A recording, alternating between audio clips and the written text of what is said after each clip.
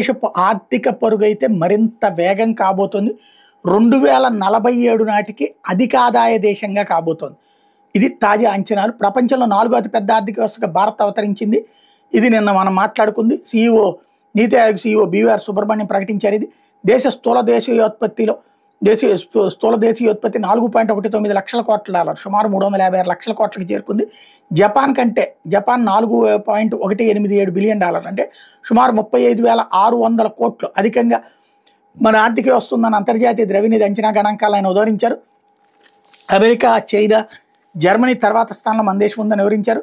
నీతి ఆయోగ్ పాలక మండలి 10వ సమావేశం అనంతరం ఆయన మాట్లాడుతూ ప్రపంచ సవాళ్ళ నేపథ్యంలో కూడా మన దేశం స్థిరంగా వృద్ధిని నమోదు చేస్తూ మార్గదర్శిగా నిలుస్తోందని పేర్కొన్నారు. పెట్టుబడుల గమ్యస్థానంగా ప్రపంచ దృష్టి మన దేశం ఆకర్షిస్తుండడం వల్లే ప్రస్తుత ఘనత సాధ్యమైందని వివరించారు. ప్రస్తుత ధోరణి కొనసాగితే మరో 2.5-3 ఏళ్లలో జర్మనీని అధిగమించి ప్రపంచంలోని 3వ పెద్ద ఆర్థిక వ్యవస్థగా భారత్ అవతరించనుందని వెల్లడించారు.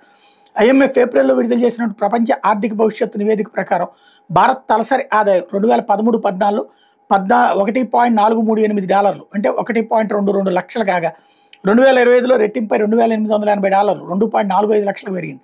2025-26లో భారత్ జీడీపీ వృద్ధి 6.2% ఉండొచ్చు. వాణిజ్య ఉద్రిక్తతలు, అంతర్జాతీయ అనిశ్చితుల నేపథ్యంలో గతంలో అంచనా వేసిన 6.5% కంటే వృద్ధి రేటు నెమ్మదించవచ్చు. అంతర్జాతీయ వృద్ధి 2025లో 2.8% ఉండొచ్చు. గత అంచనా కంటే ఇది 0.5% తక్కువ.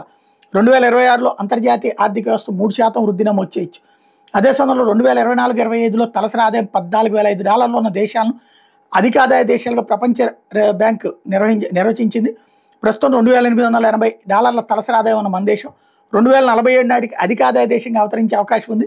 ఇదే లక్ష్యంతో వికసిత్ భారత్ 2047 ప్రణాళిక నీతి ఆయోగ్ రూపొందించింది. అప్పటికి మన దేశ ఆర్థిక వ్యవస్థ $30 లక్షల కోట్ల చేరొచ్చని అంచనా వేసింది.